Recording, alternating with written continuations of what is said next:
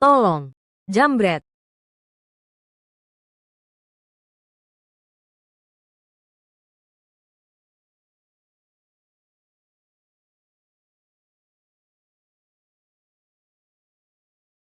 Hei, bocah, jangan ikut campur. Awas, kutusuk kau nanti. Kalau berani, coba saja kau cari mati.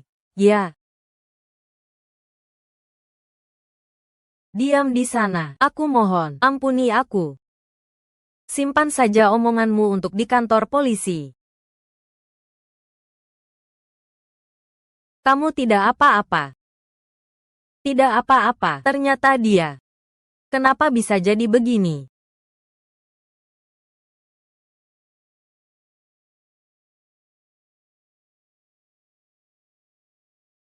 Apa yang kamu lakukan? Kakimu tidak bisa bergerak bebas. Kalau butuh bantuanku, katakan saja.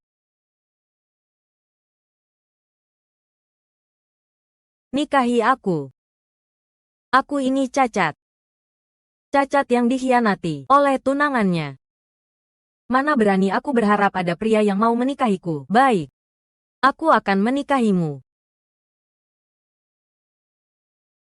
Jika kau benar-benar menikahiku, maka akan kujadikan kau pria terhebat dari yang terhebat. Pria terhebat dari yang terhebat. Apa kau tahu siapa aku? Siapa kamu? Namaku Xie Boting. Xie Boting. Kalau begitu, besok aku tunggu kau datang untuk menikahiku. Baik.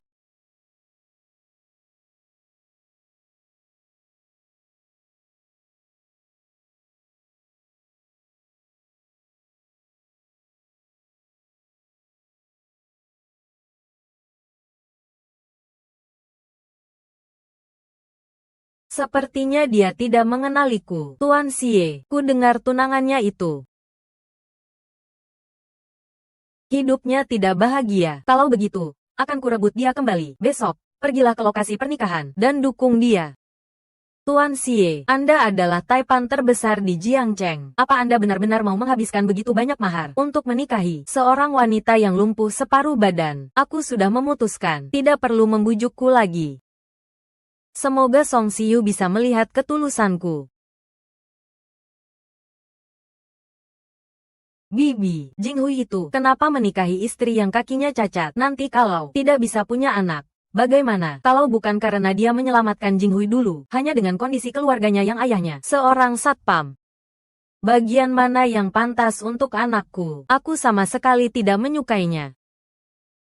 Song Xiu, aku kan cuma sebelum menikah. Cari yang lain. Memangnya pria mana yang tidak begitu? Para tamu yang terhormat, selamat datang di acara pernikahan Nona Song Xiu. Aku mau menikahimu. Itu keberuntunganmu. Kamu cemberut begitu untuk siapa? Mari kita sambut pengantin hari ini ke atas panggung.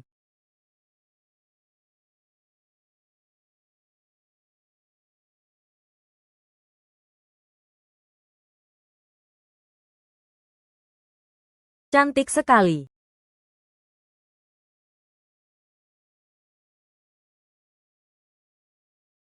Pengantin prianya gagah dan tampan. Pengantin wanitanya di kursi roda. Di antara kalian berdua, adakah kisah mengharukan yang bisa dibagikan kepada kami?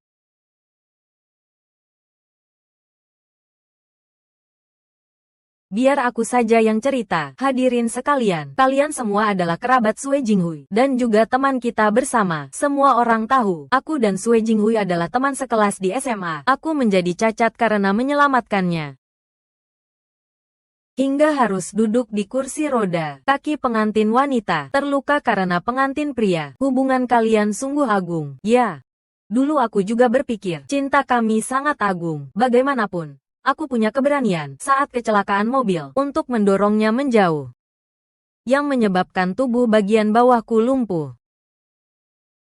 Song Xiu, sudah cukup main-mainnya. Hari ini pernikahan kita, bukan tempatmu untuk mengumbar kesedihan. Benar. Ini hari bahagia. Kenapa bicara hal yang merusak suasana? Tidak punya sopan santun. Sue Jinghui, apa kau pikir kau pantas? Pernikahan hari ini, pantas disebut pengantin pria hari ini. Ada apa ini? Apa-apaan ini? Song Xiu, apa maksudmu? Kamu pikir orang sepertimu, aku tidak pantas untukmu? Ya. Aku memang lumpuh. Tapi aku punya pekerjaan yang bagus, pendidikan yang bagus, aku punya kehidupanku sendiri, aku bisa mencari uang untuk menghidupi diriku sendiri. Lalu kamu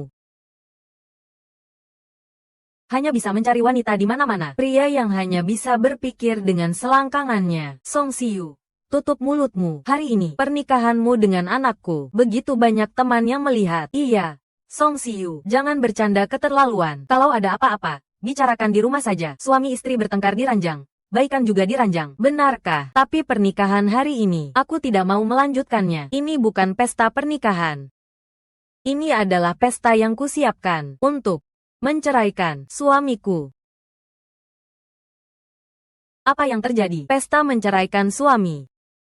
Apa yang dilakukan Song Siyu ini? Bilang tidak mau menikah. Ya langsung tidak jadi. Ini kan bukan main-main. Song Siyu, kau tidak tahu malu, tapi keluarga Sue kami masih punya muka. Anakku bagian mana yang tidak pantas untukmu? Kau berani-beraninya menceraikan suami. Apa kau sudah gila? Betapa menderitanya anakku. Akhirnya dengan susah payah memutuskan untuk menikahimu. Apa hakmu untuk menceraikannya?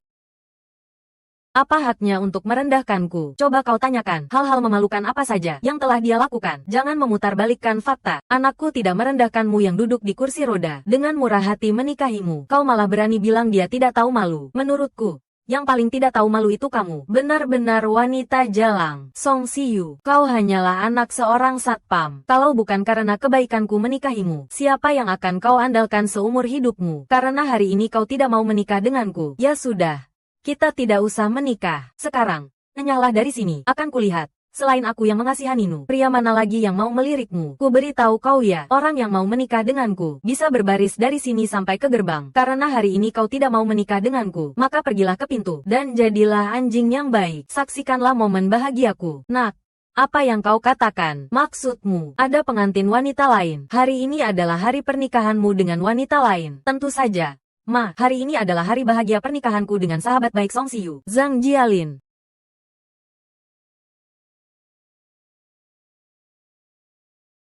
Ternyata yang diceraikan itu Song Siyu. Hahaha. Kukira dia sehebat apa. Ternyata suaminya direbut oleh sahabat baiknya sendiri. Siapa suruh dia lumpuh?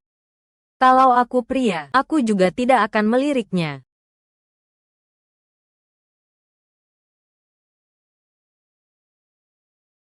Pernikahan hari ini, pengantin wanita yang sebenarnya adalah aku.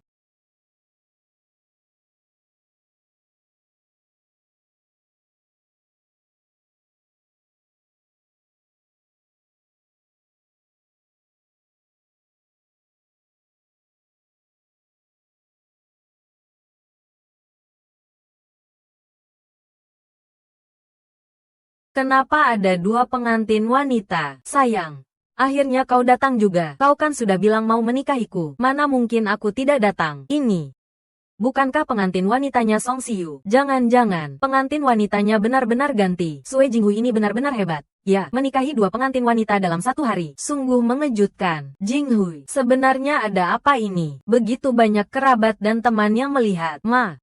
Bukankah ibu dulu selalu bilang, kalau aku menikahi Song Siyu si lumpuh itu, nanti akan ditertawakan orang. Kebetulan, aku singkirkan saja si lumpuh ini, dan menikahi Jialin yang cantik dan kompeten. Tapi Zhang Jialin ini, bukankah dia sahabat terbaik Song Siyu? Sebenarnya apa yang terjadi? Aku jadi bingung dibuatnya. Ma. Song Siyu itu, mana bisa dibandingkan dengan Jialin? Jialin itu, adalah manajer senior di anak perusahaan, Grup CE. Penghasilan tahunannya jutaan. Perusahaan kita, proyek dengan grup CE kali ini, semuanya diatur oleh Jialin. Tante, sekarang aku didukung oleh grup CE. Presiden perusahaan kami adalah CE Boting, Song Siyu, seorang wanita tanpa ayah dan ibu, yang dibesarkan di panti asuhan. Kalau bukan karena aku memberinya sedekah, dia sudah lama mati di jalanan. Apa haknya untuk menjadi sahabatku? Grup CE Boting, bukankah itu pria yang kutemui kemarin, yang bilang mau menikahiku? Ya, Song Siyu dan Jialin ini, benar-benar bagai langit dan bumi. Yang satu manajer senior di sebuah grup, yang satunya lagi, bahkan tidak bisa berdiri. Kalau begitu, sepertinya kalian akan kecewa. Kita memang bagai langit dan bumi. Tapi jika kalian tahu identitas asliku, kalian akan tahu bahwa yang tidak pantas untukku adalah kamu. Apa katamu? Identitas aslimu. Aku tidak pantas untukmu. Hahaha. Kau mau membuatku mati tertawa. Sayang. Jangan tertawa, dia hanya karena di pesta pernikahan, dicampakkan olehmu, jadi merasa kehilangan muka, lalu ingin bicara sombong sedikit, untuk menyelamatkan mukanya. Song Siyu, demi kita pernah menjadi sahabat, demi kau yang dulu cantik jelita, sekarang kau berlutut di hadapanku, dan memohon padaku, akan kuberikan kau 100 yuan, lalu aku akan melepaskanmu. Bagaimana?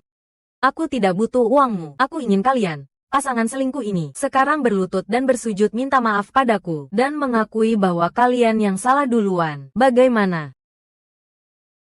Song Siyu, jangan tidak tahu diri. Song Siyu, salahkan saja dirimu sendiri. Tidak bisa memegang hatinya, makanya suamimu datang padaku. Kusarankan kau tahu diri dan pergi sendiri.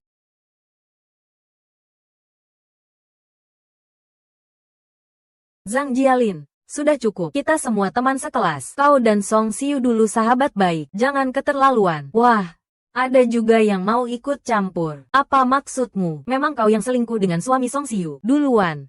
Sekarang malah menghinanya seperti ini. Apa ada orang yang menindas orang lain seperti kalian? Kamu tidak punya hak untuk menasihatiku. Akan kulaporkan kau atas pencemaran nama baik. Meskipun kita beberapa teman sekelas SMA, tapi aku berbeda dengan kalian. Aku bekerja di anak perusahaan, Grup CA. Dengan penghasilan tahunan 1 juta, menghancurkan kalian lebih mudah daripada menghancurkan seekor semut. Benar. Dan juga, kami sekarang sudah mendapatkan proyek 500 juta dari Grup CA. Nanti keluarga Sue kami akan menjadi orang di atas orang. Dia seorang lumpuh, bagaimana mungkin dia pantas untukku? Jadi, wajar saja aku mencampakkannya. Benar.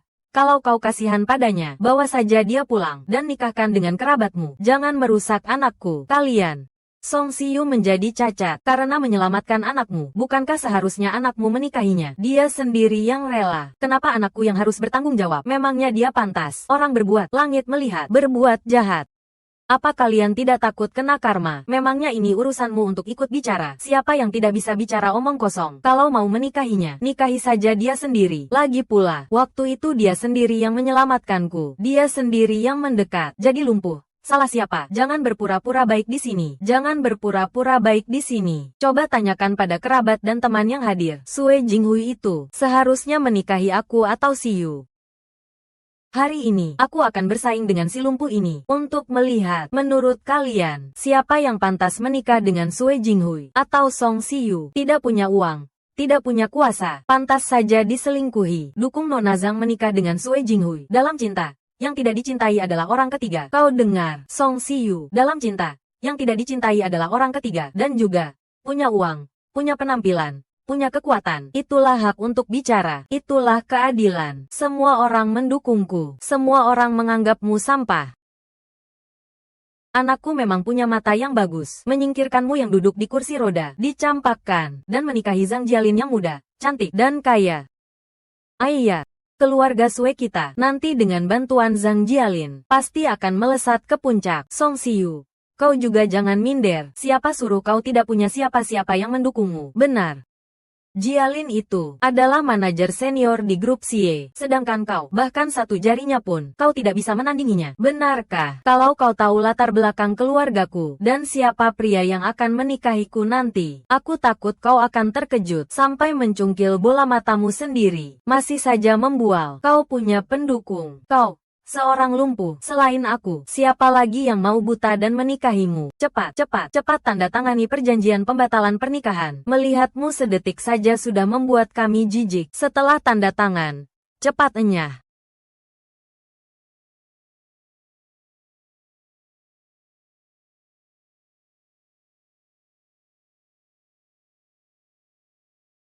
Song Siyu.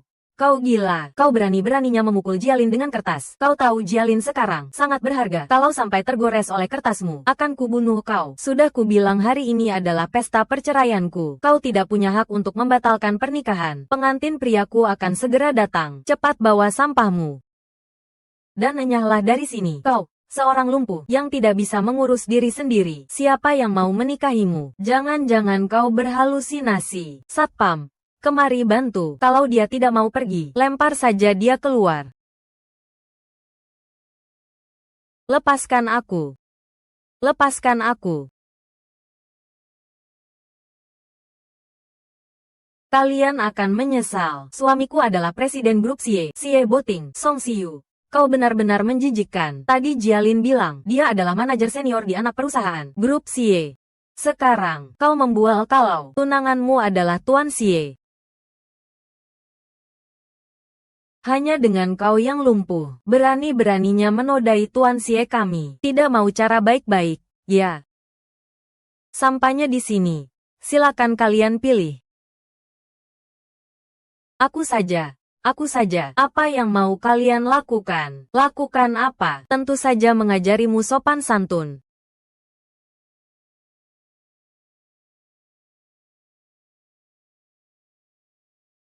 Hentikan.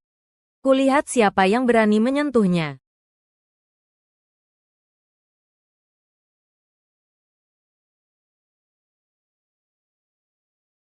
Presiden grup Xie Boting, membawa hadiah mewah untuk melamar Nona Song.